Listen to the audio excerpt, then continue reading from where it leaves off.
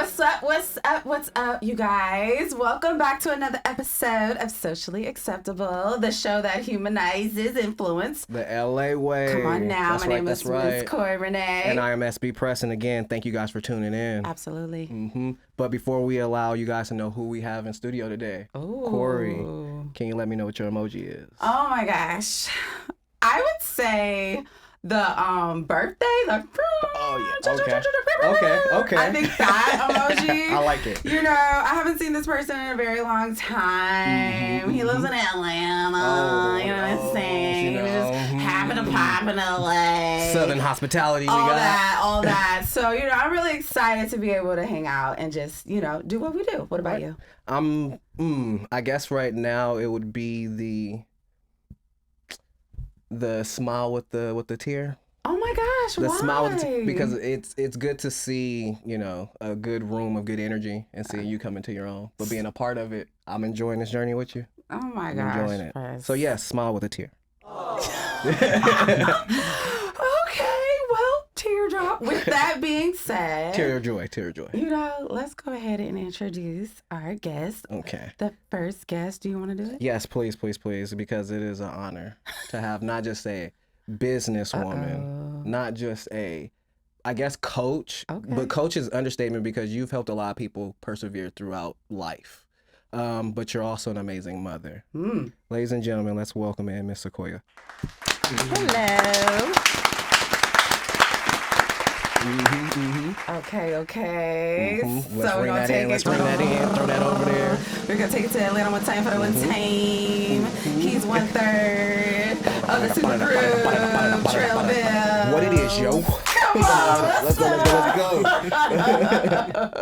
He's Crunkville at its finest. Okay, introducing Don P. What's up? What's happening? What's up? I'm working on my super producer claps. We can't get it like Kenya. We're gonna work on it. We're gonna work on it. But thank you guys for being here with us. Seriously. Absolutely. I already told you and tell you all the time, but we can't thank you enough. Oh, thank you for having us on. Yeah, absolutely. Yes. So, ladies and gentlemen, today's X Factor discussion is the power of autonomy and ownership. That part. You got to take, you know, what's yours. Yes. And we're gonna definitely be sitting with some people that definitely took what's theirs. Come on now. And then some. But I would like to start with the question of, what does ownership mean to you guys? Let's start with Sequoia. Taking ownership is taking accountability, seeing where you might be doing something wrong and being able to realize that and correct it. Knowing what you want, knowing your vision, knowing your goals, and just keeping your mind set on that. I love that. I love that. So we're going to switch it over to Don P. How do you feel about it? Ownership, taking ownership. Like, is it important? Like, what do you think ownership even looks like? I mean, ownership, it could be a couple of things. Come on. Like she was saying, you know, taking ownership, meaning taking responsibility. But most of the time when I'm thinking about ownership, I'm thinking about my percentage, you know. What's the numbers gonna be? Show me my money. Show me my money. That part. My man. I feel that. I need my percentage, you know what I'm saying? Yeah. Good answer. What the numbers are? We was in Family Feud. That'd be the number one answer. Survey says. Yes. Steve Harvey. Whenever you're ready, player. Hey, let it be known. You know, like, speaking of like ownership, can you guys, let's start with P. Like, have you thought of a time, or can you think of a time in your life where you 100% took ownership and said, I'm going to do this. Let's get it done? Oh yeah, absolutely. Right now I'm actually doing it right now with the Crunkville movie.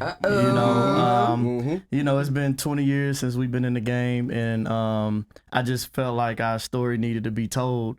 And the Lil Jon, Scrappy, Trillville, Crime Mob, Youngbloods, Bone Crusher, the whole Crunkville story needed to be told. And I was just like, nobody else is gonna do it. Okay. Well, let it be me. Yeah. So I just took ownership, and I just took the bull by the horns, and I've been going ever since. So welcome to Crunkville, coming soon for sure. Hey, we will be gladly anticipating that. That's a big one because a lot of people don't really pay homage or give respect to the originators of it. We hear the watered down version of it, what it is now, without it being what it should be, the substance, the real, the real seasoning. Absolutely. It's always good to hear the backstory. Yes. How things came about. Right. Yeah. We just see the outside. You don't see the hard work and everything that goes in the inside. So, yeah, I'm interested. And with your success as well, what are some trials and tribulations that you had to overcome in the early stages? I think for me, I had to. One of the main things that I had to get over was learning to finish something I start. I started so many different things. When you have an entrepreneurial spirit, you're always constantly thinking of what's next or what can I do? You're coming up with ideas and you got all these light bulbs going off in your head. And so I would have these light bulbs going off and I start this business or I'd get into that and they seemed good. And after a few months or I didn't see that it was fruitful, I would stop. And so I think the shift for me was when I told myself, you know what? I'm going to finish it. I'm going to keep going. That's right. Even if I don't see any results right away, I'm going to keep going. And I realized that once I kept going, I started seeing results. They were small, but I started seeing them. And then I saw more. And I was like, that's it. That's when it registered to me that you have to keep going. Come on. Yeah. Absolutely. And I actually have a question for all of you guys. Is it true? Yes. Like me. Is it true that on your journey to success that you should really champion yourself of the small wins to keep you going on to the big ones? Because a lot of people don't. Absolutely. I think a lot of people misconstrue or, what success really is. Right. You see the outside, you see fame, you see money, and people think that's success. But really, ultimately, success is having your freedom, having your time. That's right. Or your freedom to enjoy your time. And so, and even if you start off with that in mind, I think a lot of people get sidetracked with the money or the fame and the other things that come with it. But ultimately, that's what success is to me, But, and I know you definitely relate to that. Man, listen, I'm getting coached up over here. We working on it. We all in here trying to figure it out. That's what we Therapy like. session in full. Big facts. But no, I always had a problem with like you said, enjoying the small wins. I've always been like a head down and never would really enjoy the small stuff. I mean, I get excited over it, but then I just be like, well, I'm still not there. You know what I'm saying? So that's kind of me. I'm just like, I just want to wake up one day and be doing it. So I want to just keep my head down, and then by the time I look up, everything's happening. But enjoying the small wins actually keep you going and actually makes the journey less harder. Yeah.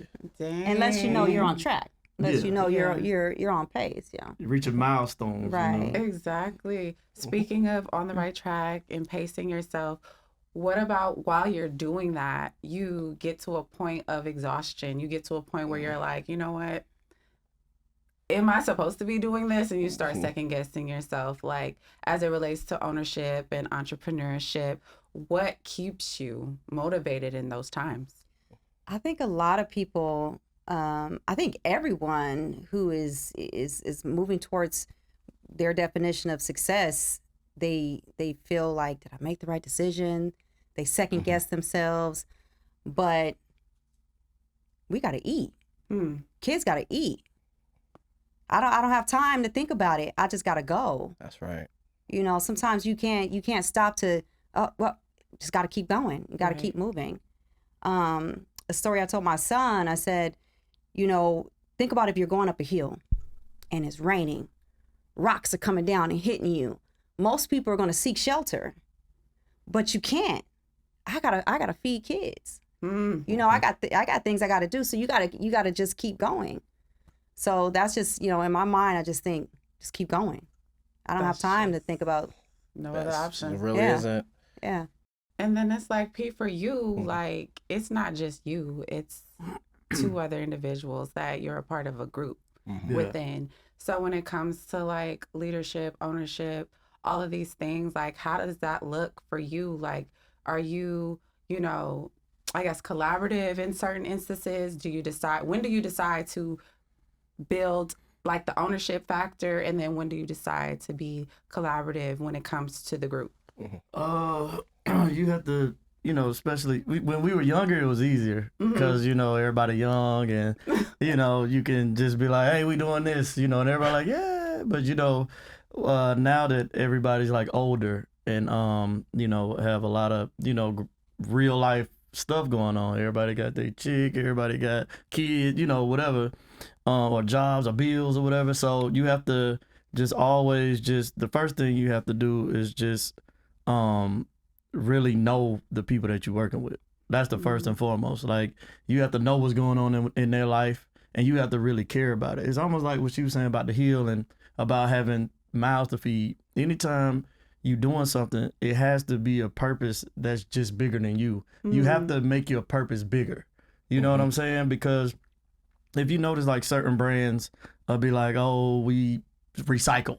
Or that's what we do. Or we save the dolphins, but they really selling water. You know what I'm saying? They really selling water. Up. You know what I'm saying? Yeah. But they're showing the people that, hey, we have a bigger purpose. Yeah. And the bigger purpose is what makes them successful. So I try to make the purpose bigger than just filling our pockets with money. Like, that's the most blandest purpose in the world. It has to be, I want to do this for my kids. Like me and you was talking about leaving a legacy for your kids. Okay, you know legacy. What I'm saying? Yeah, you build all this up. Conversation. Prior to before you got it. Okay, I was like, sorry. Can you clue me in? Yes, definitely. What happened? We were discussing basically on your journey to success, the legacy that you really want to leave behind, because no one's doing what they're doing for themselves, really. Okay. Everyone's doing it for the next generation to come across it and build up what you started. And that's what we were alluding to prior to. And it was a lot to hear from someone who's been through it all and seen it all, to still say that these are things that you still got to practice today. Gotcha. Yeah, gotta be bigger than you. It can't just be about you. It gotta be bigger than you. Okay. For sure. So that's a part of ownership, understanding that it is bigger than you, so that you can be able to hone in and do what's necessary within the ownership realm to be able to then go outsource and be of service to everybody else. Did I get that right? Absolutely, yes. Absolutely. Yes. It's not about Trillville. When we do our shows, it's not about us. It's about the fans. It's about the people who spent their money to come see us. It's about making the people happy, putting a smile. Anytime God can bless you to put a smile on somebody's face, you can't take that for granted. So we gonna give 100% energy. If I got the flu, I'm gonna get out there and I'm gonna bust my butt for the fans, because somebody paid a ticket, somebody spent some money. You know what I mean? So it can't just, if it's about me, I'm like, man, I'm sick. We're taking a day off. I'm not going, but it's not about me. I don't think I'm well today. Yeah. You hear that? Need some Robitussin, dog. But it's about the people. It's about the fans. It's not about us. And I want to ask Sequoia, how important is having your family backing you, support-wise, with everything you've been doing within your entrepreneur career? I think it's I've had different points in my life with my older kids versus my younger kids. But I think overall it's great having them watch me and having them know and understand, because I tell them daily, I'm doing this for you. This is for you. Everything that I'm doing when I'm not here, when I can't cook dinner, when I don't make it back, when I'm out of town, this is for you. And I think, I have 2 kids in high school, and I think they're just now starting to grasp that, that this is for us. And the reason why I know that, because I see them now pitching in. I see them now wanting to help, wanting to make up the difference. When I'm tired, Mom, can I do something for you? Even my son was like, oh, Mom, I got that. Yeah. Okay. All right. Should I do nothing for nothing? You want it for nothing? Yes. Residuals coming back now. Take these bags. I'll pick up the bags. But no, I see the difference in them, and they're maturing, but they're also learning. They're learning because they'll need to pay it forward. So, I'm happy that, my younger kids, I couldn't give them the same things that my older kids, I couldn't give them the same things that my younger kids have. Obviously, I was a younger parent and I didn't have it all the way together. So now that my younger kids, they're experiencing a totally different life. And I kept thinking, man, they got it different. They're not going to be as savvy as adults because they got it easier, but I'm realizing that they still see it. They still see moms working hard, moms, you know. And so I was giving my son advice the other day. He says, Mom, he said, I'll take advice from you. He said, because I actually see what you're doing is working. What you say you're gonna do is happening. Hey, you're gonna see it. Chase is gonna be telling you. He's saying Trust. that because I'm a single mom as well. I have a 14-year-old, and he's like just now breaking into that glass ceiling as far as like including and being helpful. So when you say like I see them pitching in, like just yesterday, he decided to go ahead and wash the dishes. You seen a little bit of fruits of your labor? What? Wait, you didn't have to tell him? I didn't have to tell him. I said, oh my gosh. I mean, do we know for sure he didn't want something? Because Because you know, sometimes I've gotten tricked that way. That 2K just came out. All right, that new Madden. I don't think so. How many days have passed? You see, I had to really. How many days have passed without him Second. asking for something? Yeah, he didn't ask for anything. Okay. And the dishes were actually clean. Okay. Like they weren't like half done or there's a little chip here or there. I was like, oh my gosh, like I was in my little corner. I was like, I think I was crying because I didn't have to ask my son. So, and it just felt good because it's like, that's beautiful. It feels like, you know, what I'm trying to instill, do, all at the same time is actually coming to fruition. And it's just like, bro, like. It's one of those markers, those small, of ownership? Yes. Oh my God. I got to see the power of ownership right here. I must be doing something. Yep. I'm on to something. Oh no, you are. There's no think about that. Thank you, Sequoia. Learning, I know, right? Getting lessons on success up in here. No, I appreciate it. That's right. I think it's time. I think it's time for keeping it P. I think it's time for both of y'all to keep it P. Sequoia and Don P. You guys will both be keeping it P with SB Press. Okay. Now, keeping it P, I allow you guys to pick one of three: pleasure, passion, or pain. You select. We have an image up here for you guys to elaborate on. Okay. Now, I would like the ladies to go first. The ladies? I feel like after that connection right there, there's some extra there. There's some extra there. Okay. Sequoia, would you like to do pleasure, pain, or passion? Right? Yes. Because this is my first time in his segment. And this is it's a topic? You're picking one of the three. Okay. Pain. She said, we gonna get it. She's the first one to pick the pain. Greatness takes a while. Deep dive, honey. What that mean? Talk about some of the pain you had to overcome. Somebody's been on my page. Okay. Yes. Excellent. I don't think any great thing can be accomplished without pain. Not one. When we come into the world, babies come in, pain. You go through pain and you have something beautiful. So I don't think anything great is going to come without pain. It has to. And how you take it and how you deal with it and the energy you put back is going to depend on how great or successful you'll be. Damn. I want to elaborate on that, but I want you, we're going to talk. I got something. Yeah, go ahead. Because when I seen this, I'm a big believer in anything that's rushed never lasts. So if you're really striving for greatness, it's going to take a while. It's going to take some bumps and bruises. It's going to take pain. So that's really what I drew from this, and I just wanted to hear what you felt from that. But Corrie, because you've been on this greatness tour. Listen, You've been on this greatness tour. I'm not going to undercut it. Sir. All this hard work. Yeah, okay. We see it. But what does greatness mean to you? Damn. He put me on the spot. P, did you see this? I was not trying. Okay. He was like, no, you gonna answer. Okay, great. What greatness means to me, honestly, I don't know. I am just That's here. great. I'm just here.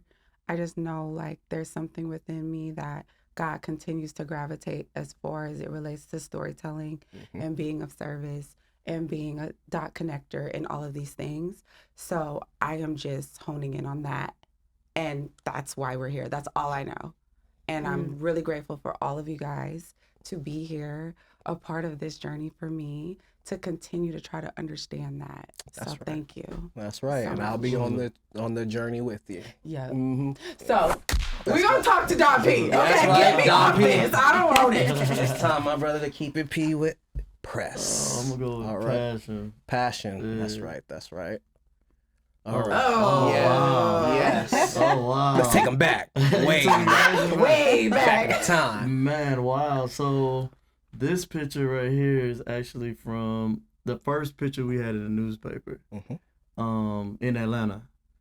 Y'all don't even see this, but my shoes, I had to change clothes real quick. I had on like church shoes. It's the craziest thing. Stepping out on I'm Sunday. glad they like cut it right there. Top up. Yeah, top up. Not only that, we're in front of the world famous Blue Flame. Oh, By the way, one time for Blue Flame. If you can go to Atlanta Blue Flame on Tuesday, yeah, that's what you want. Yeah. But yes, can you please share the passion that it took every individual That is so great. to create the wave that's still continuing today?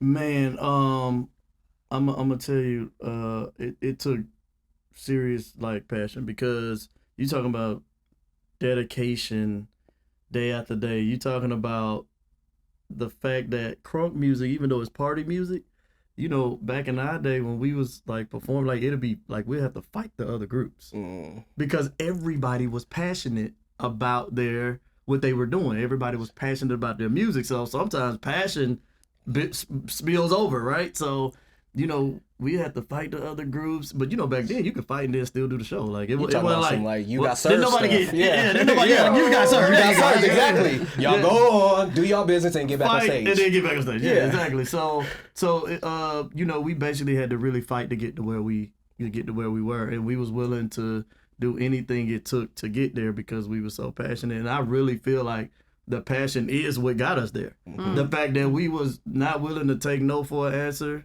You know what I'm saying? Like no matter what, it was a million groups that had hits in Atlanta.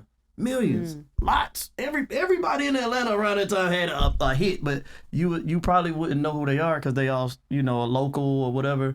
But I was like, bro, I believe this music should be worldwide. This music should not stop here.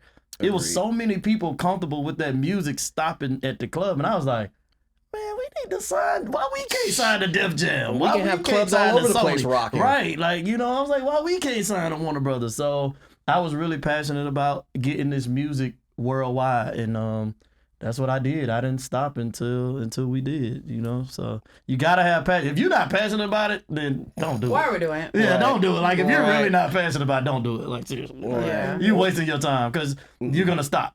Yeah. The first bump in the road, you're like, I don't feel like doing this. And that goes back to like the ownership, and that's why I asked that question, like how do you guys continue to maintain like keeping it going when those times aren't as passionate? You get so many no's before you get a yes or whatever the case may be. Gatekeeping may happen. Oh my God! We've been talking about it a lot. So what? Yes. Absolutely. It happens. Gatekeeping. Yes. Is that that's a real thing? Yes. Okay. Living testaments of it. Don't. I'm trying right to there get with me you. riled No, up again. I'm with you. Don't do that. I had the experience We're too. almost done with the show. I know, but it's Like- okay. They could never ever get on your level. Wow. I like that. That's right. Bitch, nigga. That's right. That's Okay. right. Let it out. Let it out. I'm just saying. Real tough. Sorry. You on the right path already. Hey. That's passion right there. You saw that? passion. That is passion. Bringing out the passion in them all. That's right. I love it. I love it. I love it all. Y'all don't know. Y'all just Socially don't know. acceptable with an X. Follow us on Instagram. Please. Oh. That was great. That was great. Woo! Okay. We're going to simmer down. Thank you guys so much for being here. It is time to log out, unfortunately, but we do want to know if you're able to talk about it. Is there any upcoming events or Projects plans, you're working on? or even anything you want to manifest? Please and thank you. I don't have anything. I have a couple things. I can't speak on those things yet, though. Yeah. That just means she's coming back. We ain't got no spoiler alerts this episode, it's but fine. she'll be back. She'll be back. Yeah, that's what that means. No problem. Moving in silent. Yeah. She said, we don't move until it's done. Trying to sneak past the gatekeeper. Okay, she's like, I ain't showing it till the show's over. Show my hand. You gonna learn today. I got the big joker. what you talking about? This is just episode 1. That's okay. We got it. How about you, Pete? Well, y'all already know what I'm doing. Welcome to Cronkville. Welcome to Cronkville. That's right. We got 10 episodes. 10 episodes done, written. We got a bunch of people involved. Networks are going crazy right now over it. So I'm extremely excited. Oh my gosh. Yeah, it's on the way for sure. No Absolutely, way. yes. Appreciate it. Welcome to Cronkville. That's right. So, what we normally do as well within the log out is basically talk to our listeners. And they ask us questions. So, about the previous episode, and then we'll come back and answer those questions within the next episode. So, let me go ahead and do that now. We're going to go ahead and ask the question from Mir_cat with 2 T's. What's up, girl? She says, where can I find the Don't You Dairy brand from our previous episode? That's from Miss Bobby. What's up, girl? What up, Bobby? I'm going to need one of them cakes. Oh, my gosh, I'm going to need one of them cakes. The cakes were like dope. So this young lady, she was like to a point where she was having like health issues. And she was like, I need to fix this. So she went like completely vegan and did like non-dairy, but she does like super bomb cakes and desserts as if it got all the dairy you need in it. Our super producer didn't let it last for 5 seconds At all. Wow. Like it's really like that. And I'm glad that Meerkat thought to ask this question because it's really, really good. You guys can find her at Don't You Dairy _. Okay. That's right. Shout out, Bobby. We appreciate you. We love you, girl. You know what I'm saying? Send some more cakes, please, because mine is gone. Like the next time you guys come, because we're just gonna manifest it. You guys are coming back, and once we do, we're gonna have Bobby. And you guys are gonna try the cakes, and you guys are gonna understand what we mean by like this, like non-dairy vegan type. My words ain't doing no dessert. justice for It's it. not. You just gotta eat it. Just try it. There's no words once you start eating it. Yeah, that's just, right. Just sound effects. Welcome to Crookville. Oh man, this is the one. This is the one, not the 2. Okay. Sequoia, thank you so much. Thank you for having me. Amazing. Appreciate you guys. You already know what time it is. Appreciation. Appreciate you forever and ever. And that's right. You guys, thank you all for being here. You want to list our sponsors? Oh yes, our happy we definitely sponsors. have to shout out. Finito, Callie, we appreciate you. Happy Jazz, Stuzy, Dead Fresh Crew. What's up? Snacks. Johnny, we love you guys so much. Thank you guys for joining us. Thank you guys. This has been Socially Acceptable. I am. Oh yeah. Before we go, be sure to follow us at Socially Acceptable. You won't find us if you try to say acceptable like the normal way. We different. So go ahead. Socially Acceptable with 1 C. And you'll find us. We'll be right there, you guys. My name is Miss Corrie Renee. And I am SB Press. And this has been Socially Acceptable. I had to give him the X. Yes.